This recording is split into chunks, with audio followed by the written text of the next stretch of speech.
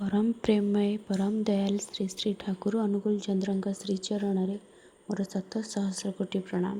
परम आराध्या जगज्जननी श्री श्री बड़माँ श्रीचरण मोर शत सहस्र कोटि प्रणाम।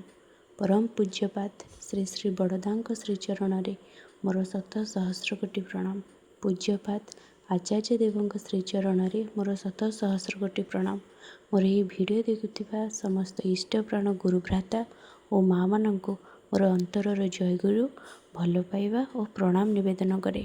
आज आम नारीर नीति ग्रंथ पाठ करिबा भाग 1।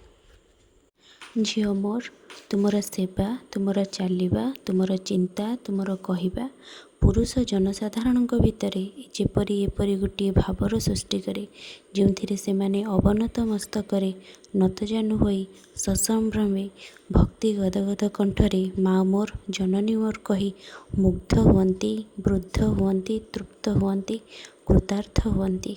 तेबे ही तुमे नारी तेबे ही तुमे सती।